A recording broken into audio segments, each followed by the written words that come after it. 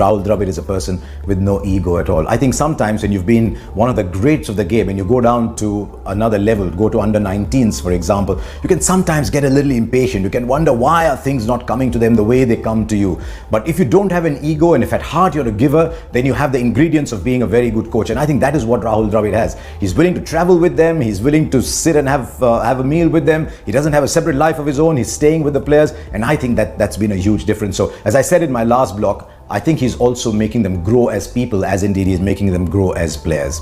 There's some tough decisions he took as well. None of these players can play a second under 19 World Cup. I think there's a reason behind that. Number one is that sometimes people were taking a few liberties with their age to stay under 19, giving the attention that there is to under 19 cricket. But if you're doing that and if your objective in life is only to play a second under 19 World Cup, then you're playing for the wrong reasons because you're not growing as a person. Rahul Dravid has said, you finish playing your under 19 World Cup, now guys, all of you go and play Ranji Trophy cricket. If you've already played an under 19 World Cup and you've not grown enough to reach Ranji Trophy cricket, then you're wasting your time coming back to under 19 World Cup.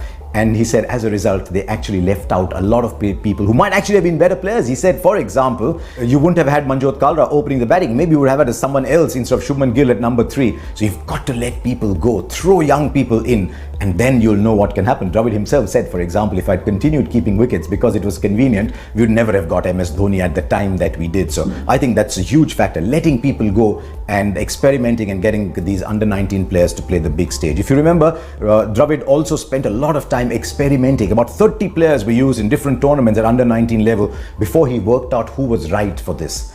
And as he keeps saying all the time, he says the results at this level are not important. What is important is that you grow to become a better player, become a better Ranji Trophy player, then if everything goes your way, become a better India player. So India lost to Nepal, if you remember, in the Asia Cup under 19. Didn't lead to any great trauma, breast beating, nothing, no. They said, right, we lost, that's fine. Now we know what people cannot do because this is as much developing players as it is about winning matches. There's one other reason why he's a very good coach. I think at heart, Rahul Dravid is a very secure person. And when you're secure, you're able to be more generous with praise. He talked about the fact that he was almost embarrassed that he was getting the attention. When you are generous, when you're secure, you're generous. When you're insecure, you want to draw the attention to yourself. You want to see enemies around where they don't exist. Rahul Dravid has no such issue. So he was able to deflect as much as possible all the attention away to the younger players. I think it's been wonderful. It's been very, very selfless of Rahul Dravid to go and spend so much time with these younger people. And what he's doing is strengthening Indian cricket. He did that when he was playing and he's now helping create a base. This will make Indian cricket richer in the years to come.